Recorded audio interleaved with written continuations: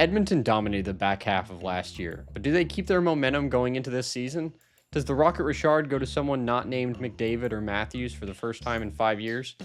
Hey guys, thanks for watching. I'm Stick and Puck TV. Today, I'm going to be giving you my predictions for not only the standings of the 2024-2025 regular season, but also who I believe will win every major NHL award. Keep in mind, this is not an educated list. I'm just giving my feelings, my educated guesses. I'm just a normal hockey fan, not a sports journalist. Everything I say today are just predictions, and they're going to be bad ones at that. I guarantee we're going to laugh at how terrible they were when I do a follow-up video at the end of the season. But I promise I will still try my best to give a legitimate prediction of the standings, and who knows, maybe I'm right on a few things. But that doesn't mean, bet on my predictions, because I have a feeling that they're not going to be correct. So first, let's jump into the Atlantic Division. So we're going to start off hot with the division with the most Stanley Cups, plus home to the current defending Stanley Cup champion. So who starts at the bottom? Unfortunately, my pick is the Ottawa Senators. I believe they had a couple of good offseason additions, signing forwards Michael Amadio and David Perron, but I believe they ultimately lost more trading away defensive Jacob Chychrun. Yes, Chychrun had issues on the back end, but he makes up for it with his ability to drive the offense in the power play. Now that they traded Chychrun for Nick Jensen, who's a solid second pairing defenseman, but I do not believe that this makes up for their loss of Chychrun in Ottawa. Now, Ottawa really only has two players who can drive offense in the power play in Brady Tkachuk and Tim Stützle, so that's why I have them ranked at the bottom of the Atlantic. In 7th place in the Atlantic, this is where it gets hard, but there are a lot of young teams who all improved over the offseason, so the next 4 teams could all be really intertwined into any position. However, I'm going to make a lot of you upset and put the Montreal Canadiens at 7. Now, before all you Quebecois flood my comments with anger and dislike this video to oblivion, because I know you're out there, it is without a doubt that the Canadiens are headed in the right direction. Albert Jacquet is going to be a top 5 defenseman in the league one day, and Slavkovsky looks like he's going to live up to all of his hype. However, I believe the Canadiens have 2 major issues. Number 1, their goaltending is inconsistent. Montembeault can either be extremely good or extremely poor on a given night, but if Primo gets the starting nod, he can be slightly better, but still not where you want your starting goalie to be.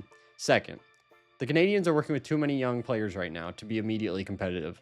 Will they be a top 5, top 10 team in the league in the next 3 to 5 years? More than likely, but not right now. That's why I believe the Canadiens finished 7th in the Atlantic. I'm going to put the next 2 teams in the same boat. Either could finish 5th or 6th, neither receiving the wildcard spot. These teams are first, the Tampa Bay Lightning. I know this is a shocker, especially for Tampa fans, but I believe the loss of Steven Stamkos will be felt more than they believe. Jake Guentzel is without a doubt an extremely talented hockey player, but he's not Steven Stamkos. Plus, this is the first season Guentzel has not trained with Crosby and Malkin. Did he do well without them in Carolina? Of course, but that's a very small sample size. But here's the deal. If I'm a moron and Guentzel excels on not just the power play, but also 5-on-5 where Stamkos struggled last season, then Tampa could easily finish 3rd. However, I just don't see that happening, and as a Preds fan who has their first overall pick, I hope it doesn't. The other team that could just fall outside the playoff line is the Buffalo Sabres. I don't really have any big critiques here. In almost every stretch of the imagination, on paper, they should make the playoffs. But that has also been the case for the last 3 or 4 years. I think they're just cursed at this point. So maybe me putting them outside the playoff line will, finally get my curse to overcome their curse. And then, you make the playoffs. Congratulations, Buffalo fans. But right now I have them finishing either 5th or 6th. Getting into the playoff teams. The team I've got in the wild card spot is the Boston Bruins. I know this is a little bit of a drop from last year, but let me explain. Is Boston an elite team? Of course. However, the losses of Ullmark and DeBrusk are not something to write off. This will also be Swayman's first test as a 60-game NHL starter after splitting the last 4 seasons with Linus Ullmark. They did receive some great additions in Zadorov and Lindholm, which will be certainly helpful, but Lindholm won't be an equivalent replacement for DeBrusk, and Zadorov's 6'6" frame is going to be more effective in the playoffs. I see this team as a wild card which eventually goes onto at least the conference final, but I believe they will underperform in the regular season as opposed to their roster. For 3rd, I believe the Red Wings will finally make their way back to glory. They did lose defenseman Shane Gostisbehere and Jake Wallman, But Red Wings fans, you need to trust the Yzer plan, as I think with the additions of Cam Talbot, Vladimir Tarasenko, Tyler Mott, and Eric Gustafsson, they have more than compensated for their defensive loss by front-loading their offense and helping their goaltending situation. Mo Seider will also have a much bigger workload this season, without a doubt, but that dude's a monster and inhuman, and I know that he's going to be more than capable to handle it. So on to the next. My runner-up choice is the defending Stanley Cup champions, the Florida Panthers. I don't think it's plausible to suggest that they will be as successful as last year, but they have definitely not lost enough to be considered worse than second in the division. They did lose Brandon Montour and Vladimir Tarasenko, which will hurt their power play, but I believe having players like Matthew Tkachuk, Alexander Barkov, and Sam Reinhart will always make your team successful. The only question mark I have on this team is whether or not Sergei Bobrovsky will be on his Vezina caliber self or his 900 save percentage self, as that seems to be the two types of goaltender that he alternates back and forth with.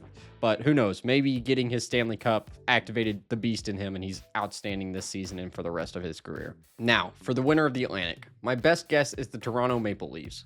We all know the Leafs are excellent in the regular season, no doubt about it. Not so much the postseason, but we're not talking about that right now, Leafs fans. The Maple Leafs have a ridiculous amount of forward talent and now seem to have their goalie of the future in Joseph Woll. It is also a contract year for Mitch Marner, who may end up in free agency, we'll see, if the Maple Leafs don't at least make it to the conference final this year. So he'll be certainly giving it his all, trying to get that bag. I don't blame him, but I think because of that, he will bring the Maple Leafs to a different level. I would not be surprised to see Marner get 100 points, assuming he stays healthy. Something he's been like getting really close to, getting 98 points a couple years back and just been treading that line right there. This also means the Maple Leafs would face the Bruins again in the first round based on my predictions. So next division. Let's look into the other half of the Eastern Conference. The Metropolitan is seemingly the strongest division in the NHL right now. So who's at the bottom? My pick is once again the Columbus Blue Jackets. The Blue Jackets did very poorly last year, and unless Fantilli pops off, I don't think they've added enough to be competitive. They added Sean Monahan, and if this was 2019, that would be an excellent choice for the top line center. However, Monahan is definitely better suited to play on the second line, but the Blue Jackets are not good enough to really allow that to happen. They also lost two of their top four on defense, Adam Boqvist and Jake Bean, which definitely allows for more development of their young drafted defensemen, but not for immediate success next season. For the next three spots, 7th, 6th, and 5th, I really could not decide which team to place here, so I've got three teams. Each you could rotate into any spot in this position. The Penguins, the Flyers, and the Capital. These teams showed a bit of success last year, and all of them were in the playoff hunt in the last month of the season, with only the Capitals making it. All of these teams have aging cores and will definitely be worse next season.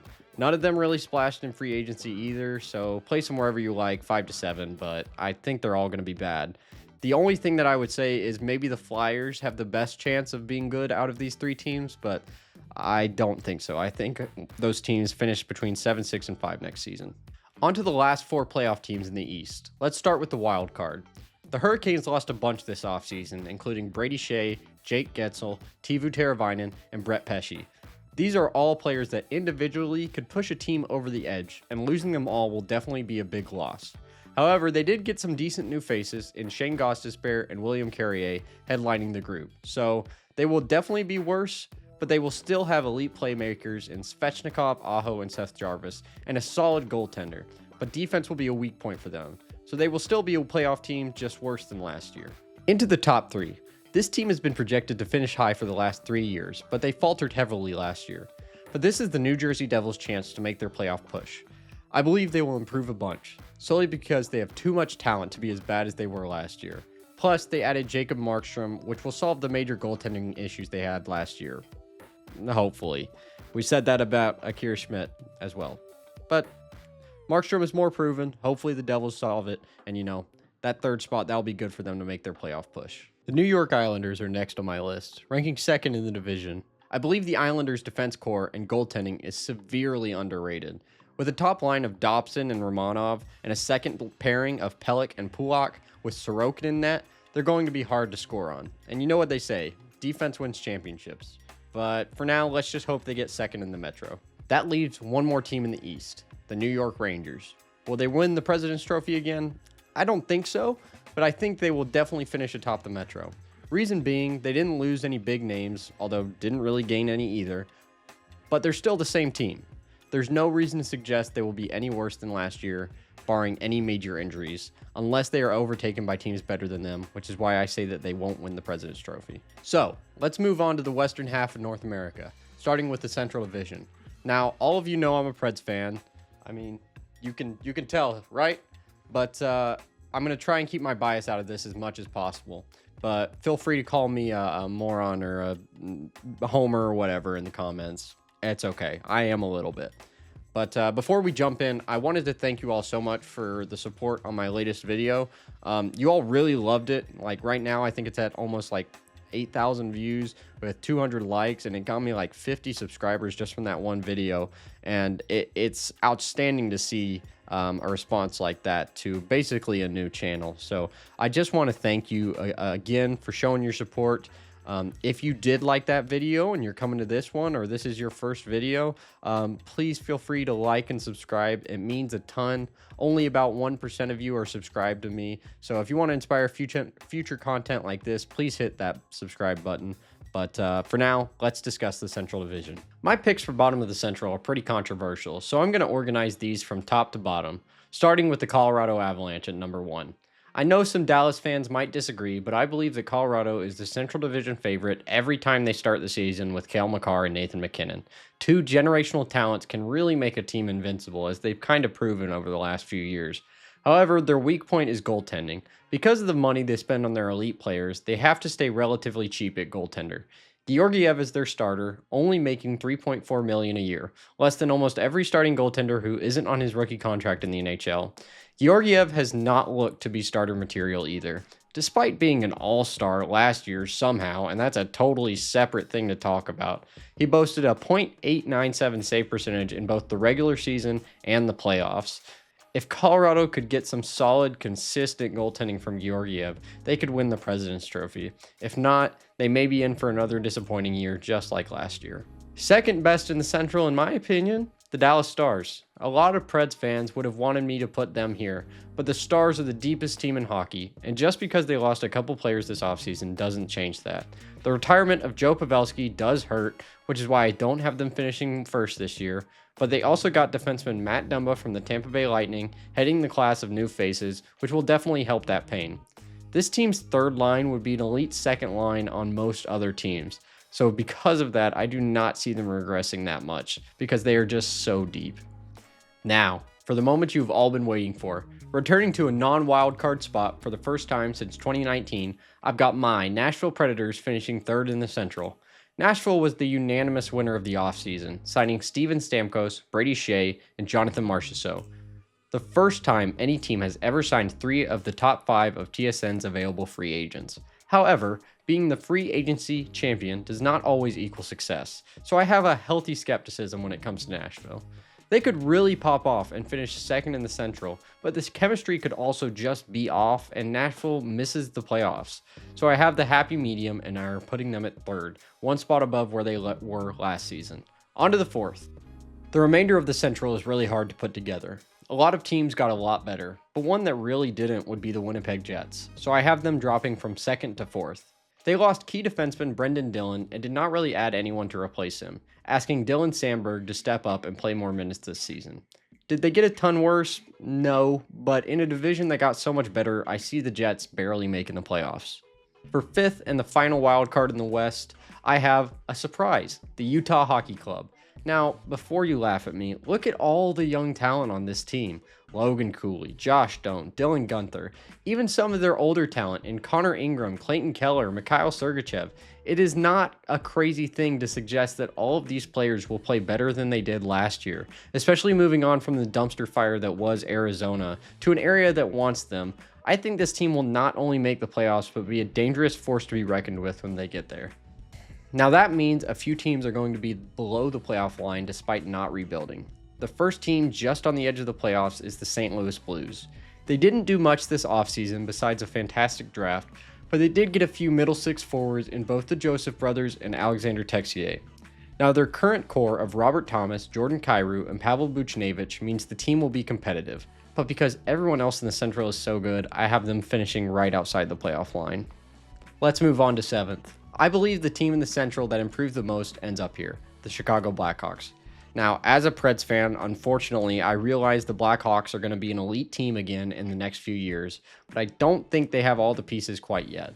The contract of Seth Jones is really hampering the Blackhawks rebuild, and I think that until they get rid of that contract, the team will not be where they need to. They don't really have a solid defense or solid goaltending, but their offense will be a force to be reckoned with. That being said, if Lev Shunov is as good as the Blackhawks think he is, they could move up a few spots. That leaves one team here, the Minnesota Wild. I know this placing is controversial, but the Wild were not good last year to begin with. Was that mainly due to injury? Yes, but they also did not fix any of the issues that their injuries caused. Injuries showed the Wild had no defensive depth, and it really showed the worst on their goaltending. All three of their goalies were below a .900 save percentage. I think if their entire D-core stays healthy, they might have a chance to make a push, but that's a lot to ask of defensemen. Plus, they have John Hines as their head coach, so not really going to get much innovation from that. So, all in all, I think this is a development year for Brock Faber while they wait to shed the $14 million cap burden of Suter and Parise. Next offseason, when they can go all in, they're going to be a force to be reckoned with. Let's go back to normal and build from the bottom up on the West Coast. So who sits at the bottom of the Pacific Division? A lot of people would put the Sharks here, but I'm going to put the Anaheim Ducks. The Ducks were terrible last year, and all they really did was sign a few aging, mediocre veterans. Unless those veterans can whip Zegras into a 100-point player and Lacombe into being an immediate top-pairing defenseman, I don't see them getting out of the basement just yet. Up next, we've got the San Jose Sharks. The Sharks improved a ton over the offseason with an exceptional draft and respectable free agency. However, it's easy to improve when you were barely an NHL team last year. Once again, the team is the story of young talent that will be great in 2 to 3 years, but not quite yet. Sharks fans, you have a bunch to look forward to. Just give it some time. 2026, 2027, I think you're going to be an outstanding team. 6th in the Pacific, the Calgary Flames. The Flames drop a bit from where they were last season solely because they just overall got worse. You cannot say this team is better or as good as it was last year. I think Huberdeau rebounds a little bit, which is the only reason I actually don't have them finishing 7th.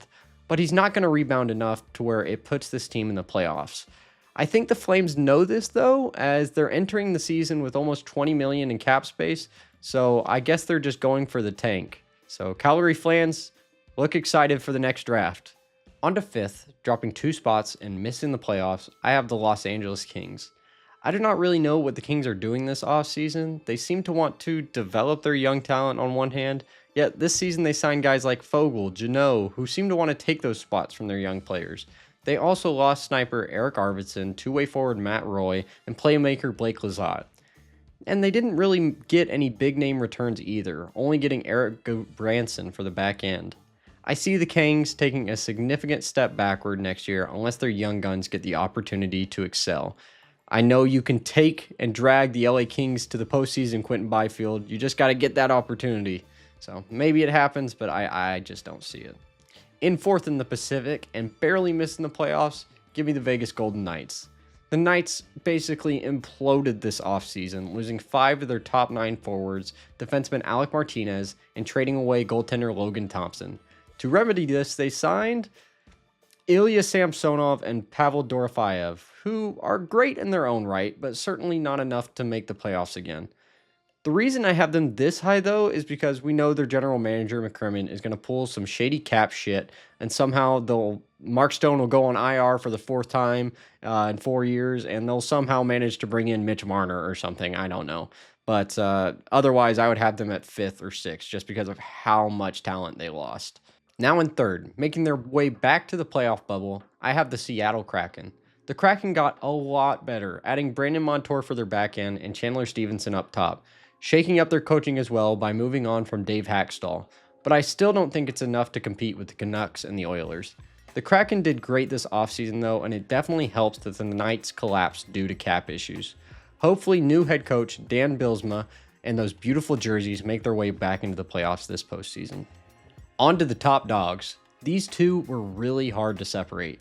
Both the Canucks and the Oilers got better over the offseason, adding speedy forwards in Kiefer Sherwood and Victor Arvidsson respectively.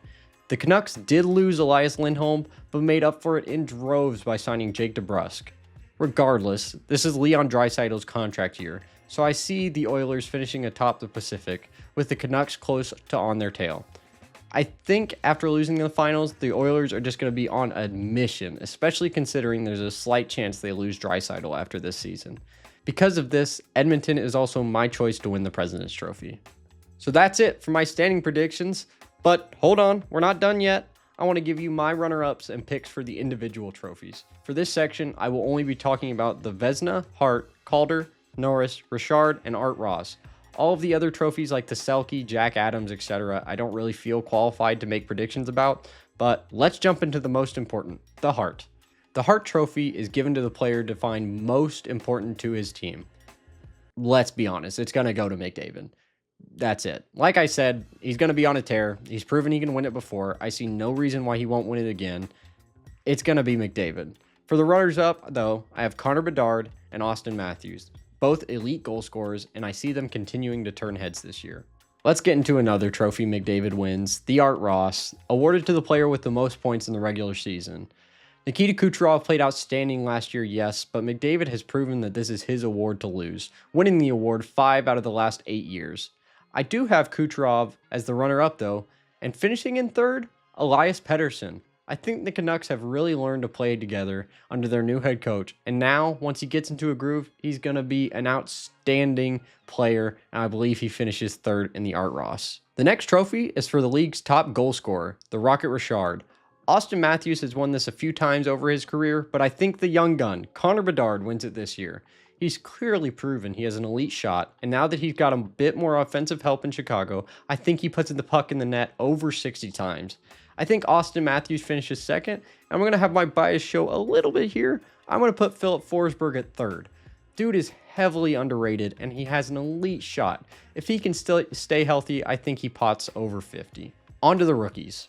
I have to admit, I'm not the most knowledgeable about the prospects, but if Macklin Celebrini is as good as people say he is, he's got the Calder Trophy locked up. Runners up, I have Logan Stankoven of the Dallas Stars, who has already proved himself an elite NHL talent, and Matvei Michkov out of Philadelphia, who should get his first shot of the NHL action this year and has been heavily hyped up, and I think he lives up to that hype. Defense wins championships, they say, but who will be the best defenseman in the NHL and bring home the Norris Trophy this year? I think you have to give it to Cale Makar unless he gets injured. He should always be the favorite to win the Norris. His elite skating and hockey IQ make him the best defenseman in the NHL. In second, it's obviously Quinn Hughes. There's two are like 1 and 2 right next to each other, and it could honestly go either way. But I'm going to throw a wrench in things and say Miro Heiskanen finishes third. He's one of the most underrated defensemen in the NHL, and he could easily win the award if he stays healthy and consistent, something he struggled with over the past few years. But that doesn't take away from how good of a defenseman he is. And finally, my pick for the Vezina Trophy, the greatest goaltender in the NHL, I have Ilya Sorokin. He's been kind of out of the limelight for a bit, but he's been one of the more consistently good NHL goaltenders even after an off year last year. That plus the defense core around him, he's going to be easily able to win this one if he can stay healthy. Finishing second, though, I have UC Saros. Yes, I know I'm a Preds fan, but Saros had the worst year of his career last season and still finished fifth. So I think it's not unrational to say that he could finish second, and if Sorokin falters, he could win his first Vezina Trophy as well. And in third, I have Igor Shesterkin. Even if I disliked the guy, which I don't at all, it's impossible to take him out of the consideration for the Vezina. He's incredibly consistent and seems to always be on his A game. He finished fourth in voting last year, and I think he moves up one spot this year. And that's it. All of my predictions for the 2024-25 season. I'm sure we will all sit back in 8 months from now and look and laugh at how terrible these were by the end of the season. But for now, they're my predictions and I'm sticking to them. But anyways, thank you all so much for watching this video. It means a ton. If you stayed to the end, please subscribe, please leave a comment saying you stayed to the end. I'll heart it. It'll be great. Tomorrow on this channel and on Twitch at Stick and Puck TV, we will also be streaming NHL 24 at 8 p.m. Eastern. That's 8 p.m. Eastern, Monday, August 12th. we will be streaming NHL 24 as a Q&A, just hangout session. I think you all are going to love it. So stay tuned for that. If this is your first time here, thank you for showing up. Thank you for staying to the end. Be sure to check out my deep dive into the NHL's worst single game performance. Should show up about here. Thanks to you once again. I'll see you all later. See ya.